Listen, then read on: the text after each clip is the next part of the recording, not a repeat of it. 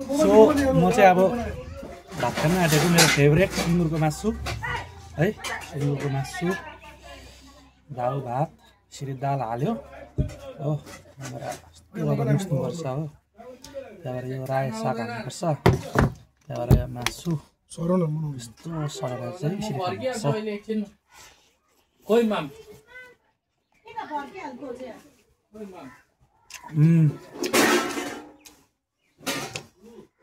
सहरमा बसेको मान्छे गाउँमा आएर गाउँको मासु खाँदा चाहिँ एकदमै अर्कै टेस्ट हुन्छ कि मजा हुन्छ चटनी खायो यसरी हो चटनी पनि पिरो मलाई मनपर्ने सुक्खा खोर्सानीको चटनी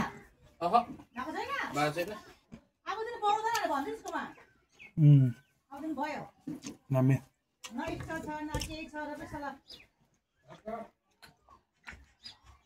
मेरो चाहिँ फेरि पानी खाने बानी छ भात खायो कि एक दुई ग्यासमा फेभरेट बोसो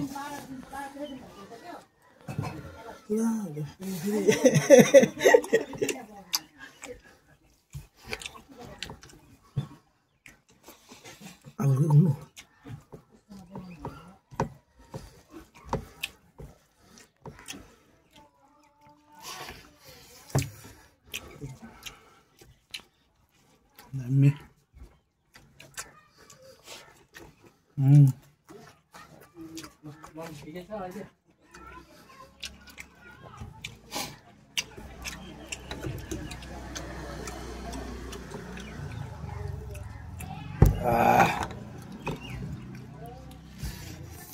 मुखबाङ भने पनि खुट्टा बाङ भने पनि खानु त मुखमै हो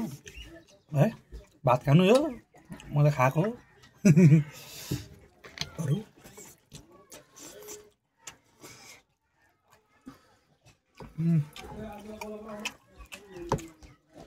सबै बनाएर खानु नि चटनी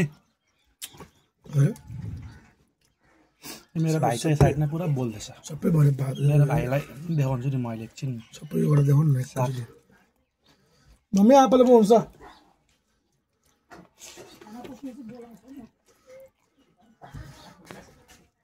यो खाँदैन माटो त फ्यान न राख यो मेरो साइडमा चाहिँ मेरो भाइ छ मेरो भाइले पनि खाना खाँदैछ मेरो भाइले डेन्जर खाँदैछ खतरा डेन्जर छ मेरो भाइ चाहिँ डरलाग्दो खाँदैछ अत्तालिएर केही छैन सुँगुर मासु देख्यो कि अत्तालिहाल्छ अन्त झारेको गर्छ फोन पनि झर्छ क्या बेला बेला फोन पनि झर्छ यसरी अत्तालेको बेलामा बेसी हल्लाएर खान्छ कि अनि त्यस्तै हुन्छ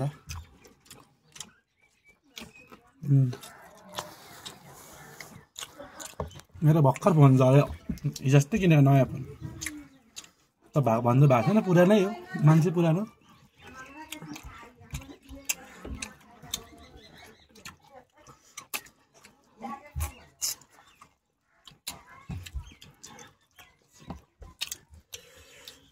कतिजनाले त सुँगुरको मासु खाँदैन होला मन पराउँदैन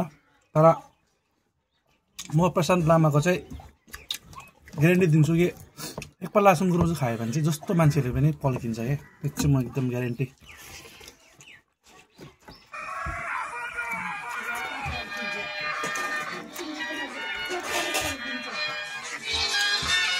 हेलो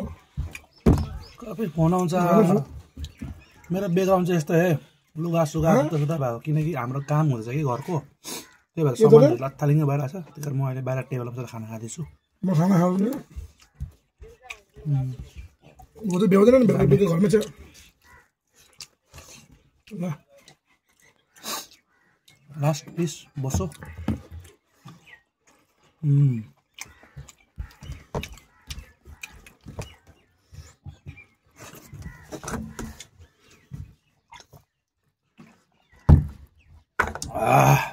दामी भयो बोक्छ है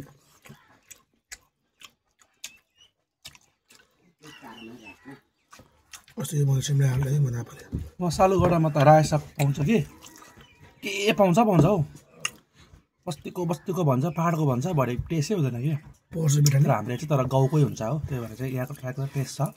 सुँगुर मासुमा रायो साग चाहिँ एकदमै दामी हो उता पर्छ बिटानी लु मेरो